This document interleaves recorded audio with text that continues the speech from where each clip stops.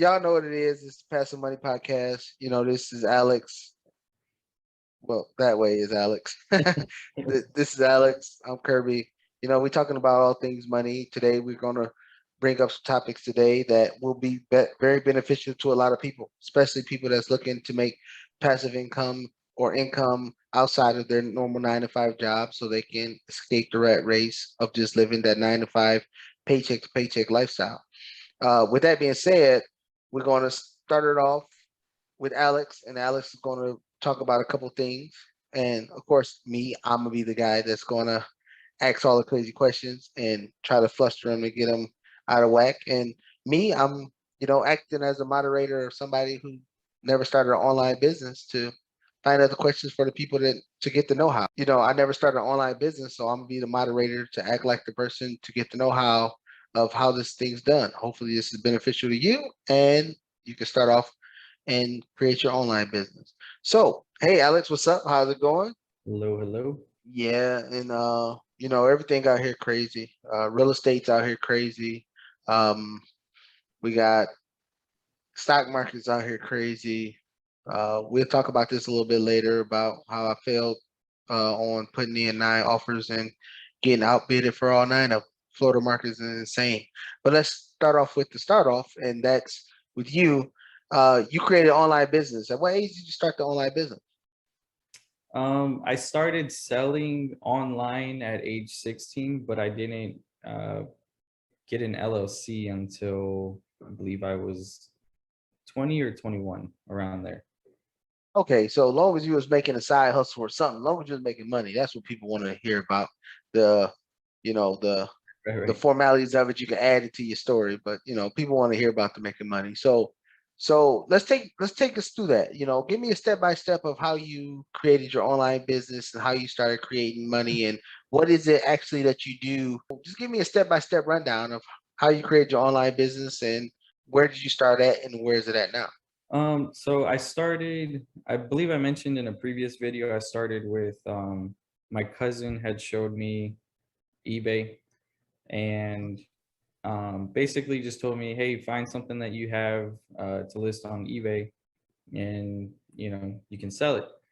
So I had something laying around. It was a helmet that I had picked up from an Army Navy store, and I paid around $30 for the helmet and sold it for around 300. So All I right, before you get there, so what made you buy the helmet? What made you get the helmet? Was it like something that you had a so passion about, or you just was yeah, I mean, crazy about helmets? no, so I mean, I've always been interested in military history. Okay. Just a big history nerd, and I saw the helmet and I just thought it was cool. Just bought it, and but I never used it. Not, I mean, there's no reason to use a helmet, right? So I just had it Right. laying around, and so that was the first thing that I could think of. Okay, well, let me try to sell this. It's just taking up space, and I sold it. And I think that day of selling it, um, I saw, you know, not only could it be, an interest to me, learning about history and things of that matter, but being able to make a profit off of it as well drew my attention. So I started then, I guess, looking more into different items, and then started seeing that you could get collectibles and military antiques from way back when. And I didn't think that items of that sort existed. I mean, I knew they existed in museums, but I didn't know like people actually had them in personal collections, and there was a whole market for it. So really, it just started as a hobby, um, and I mean, I would honestly say, compared to especially my investments today, it's still a hobby business. I Many people in that realm of collecting antiques, military antiques, will tell you it's not the most lucrative business. I mean, you can make some cash from it. You could make more than minimum wage, but it's going to take a lot of work to build up that business, especially finding the clientele because it's such a niche market. To me, it was just an interest, and worst case, I knew eventually there would be a buyer if I bought something, or I would just like the item and stay with it because I just liked history. But I started uh, on Instagram, reached out to uh, a guy named Doug. I'll just say Doug. I won't say his full name. But so if he watches this, shout out to him. But he actually helped me get started with selling antiques and just giving me tips and stuff because there's a lot, just like anything you get into, there's a lot that you have to study and read, learning which items are replicas, reproductions, fakes, all that sort, because, you could spend, say, $200 for an item that you might think is real, and then come to find out it's fake. And in antiques, it's not like you could just go back and return it and get your money back. It's like it's a done deal. Right. So And so, sorry to cut you off, but when you're so that first item that you had, how much did you pay for the helmet? about $30. And Say then how much did you flip it for on eBay? 300. So 300. So you made about 140,000. I mean, $140 profit. Let's say 40,000. What? 200, a $240 profit. But probably 250. Yeah, about sh- 250. Shipping would have been, because he paid for shipping and materials and all that to pack it. Yeah, probably about 250.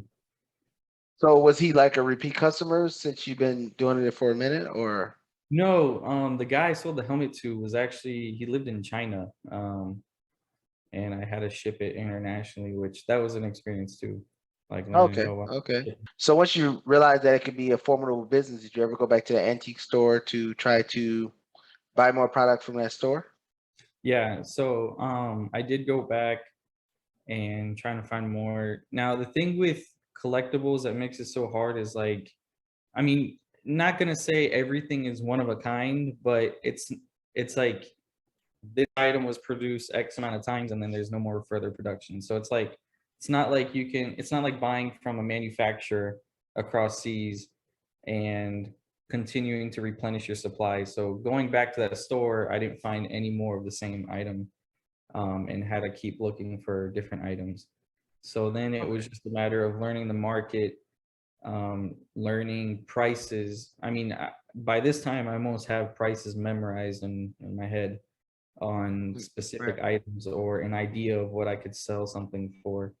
But that's really how the collectibles or antique market goes, is just learning the market and what people buy, how fast it sells, or if you're going to be sitting on it for a while, and learning that aspect, and then really deciding to yourself, are you going to spend this money on this item over that, or and so forth. So I did go back, but I did not get the same exact item because it was not available after that. All right. So when you figured out that, hey, this could be a very profitable or good experience that you go through, you learning about history, you and you trying to sell it. So what made you pivot to IG or Instagram to conduct business? I think I just, at the beginning, from what I could remember, I just went on Instagram to see if there were other collectors, because I started to realize like there's these physical historical items in existence outside of museums. So I took a huge interest in that. And then looking into seeing people posting their collections is when I saw um, there was a market for it and people are listing, in this photo, this item is, up for sale for this amount, and this item is for sale for this.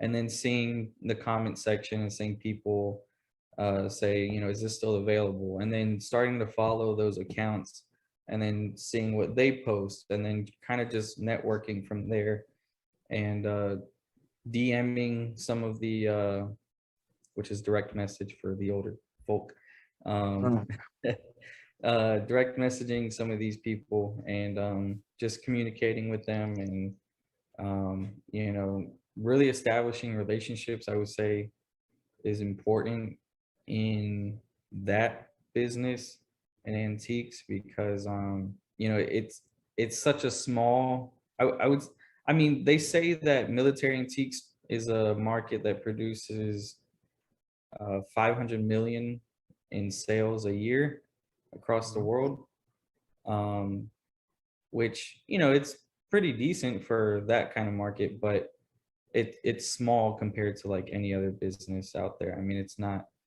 you know, you really have to find someone that wants your antique. I mean, it's not really, you can't just convince anyone to buy some old thing.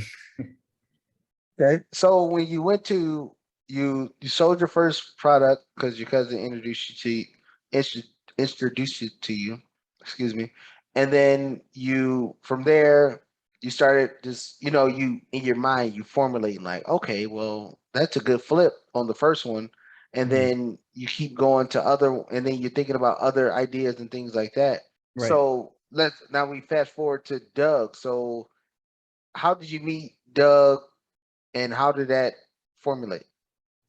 On Instagram, same way.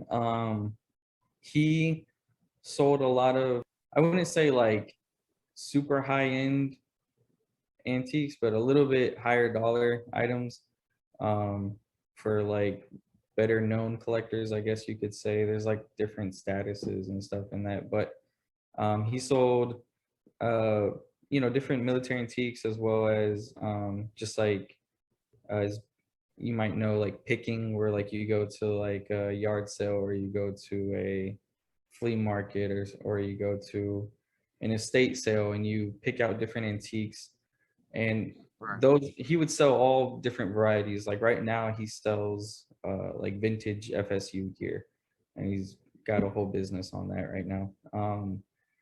But met him on Instagram, really great guy, gave me great tips, pointed me to different books that I could read on collecting, and pointed me to different people I could talk to. And I just kind of worked my way from there, and and I just reach out to him and asked him questions if I got stumped on anything. So building relationships is key to creating an online business. Is that what you're saying? Very, yeah. At least for that market, but I would say in any business, relationships is very the biggest key.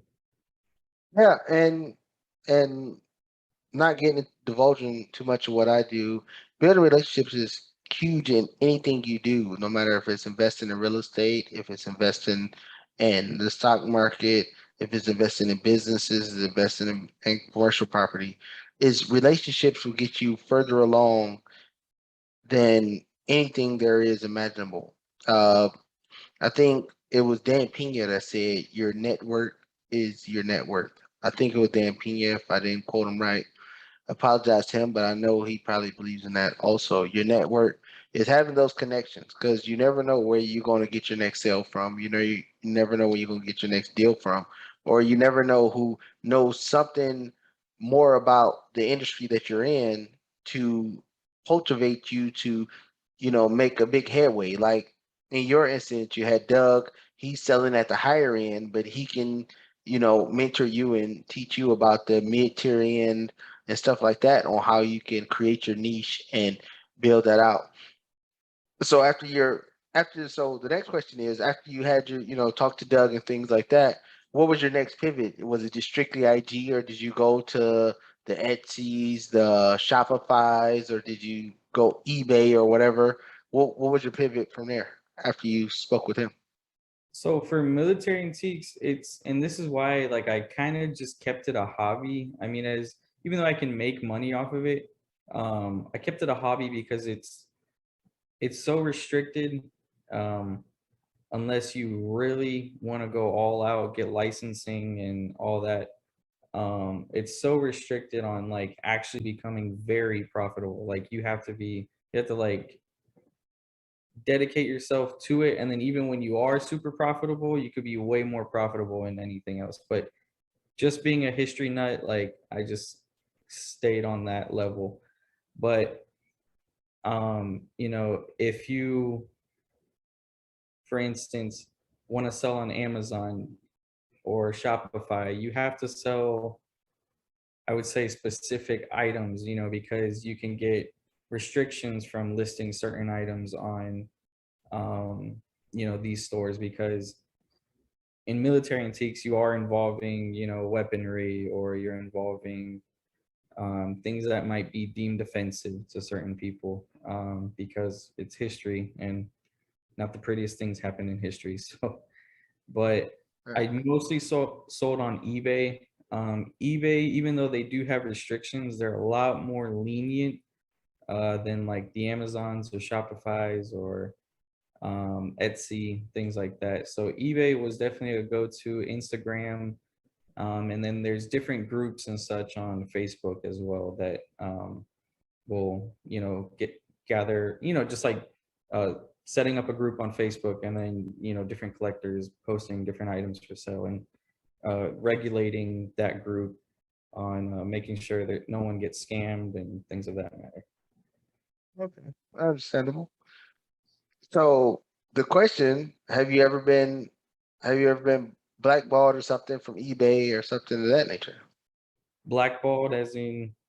As in, you sold anything that was, taboo or something Oh like yeah, that? yeah, of course. Yeah, I have. Just, and mainly it was just like, because eBay, they don't just automatically shut down your account, but they'll give you warnings. So I would list items to see, okay, I mean, with common sense, you can't just list a firearm on a website without proper licensing. Like, I would never go that far, because that Right. can get you into legal trouble. um, but for certain items, if because there's so many rules and guidelines, and to even search on what is would take huge amounts of time, so I would just list one item to see if it got removed, and if it did, okay, now I know not to post that. List another, if that got removed, okay, because I mean, they're pretty quick as far as, delisting an item if it doesn't meet their guidelines. So learn that quickly. And Okay. then since I And learned that aspect, I just kind of concentrated in the items that weren't against their rules. okay. And then so now so now you said a couple things here. So having a good relationship with people with inside your network to understand the market, to develop the market, to cultivate the market, and to do what you want to specialize in. And the second part is understanding the market and understanding the platforms that you're going to use to do the business or conduct the business that you want to do. Am Right. I on track with that? Exactly. Especially even if you want to start an online business, you know, as far as like not even selling antiques, if you want to sell any other item, a lot of sellers today get manufactured items from different countries and get them imported. You have to deal with customs, you have to deal with copyright items, you have to get approval for, you have to brand your items, trademark them, or list them as unbranded. There's a lot of studying you have to do if you want to be a seller online. It's not just simply, yeah, let me just sell this stuff, because there's a lot of legal issues and a lot of competition too. I mean, selling online is pretty brutal. If a seller that's bigger than you sees that you're doing well and realizes that you haven't copyrighted your item, they'll sell the same thing, copyright it for themselves, and then kick you out of the game. So there's a lot of things you have to really be on top of. Right. And then so summing this up, so we got and you have a passion for antiques and military history. Me, I'm in the military and I don't have that passion, so I salute you on that. Yeah. But so one thing is you gotta have a passion for what you do. You Right. gotta you gotta network with other people and you gotta understand the platforms that you're putting your content on and understanding the copyright laws and things like that. So with that being said, as we wrapping up this segment, is what are three words of advice you would give to somebody besides the ones that I just gave? What would be three words of advice you would give somebody that's looking to start their online store from scratch that they should do to start off? Or what is something that you didn't know that you know now that you wish you would have known when you first started off? First thing I would say is get a separate entity, whether you start a LLC or a corporation that's gonna protect you in the long run. I would have done that from the start if I had known about it. And why Second, did you say that? Why do you say get separate entity? just because it would protect you if you came into any legal issues, with your clients. If your client wants to sue you, by having an LLC or a corporation, you would protect yourself outside of that, and Okay. that entity that is doing business.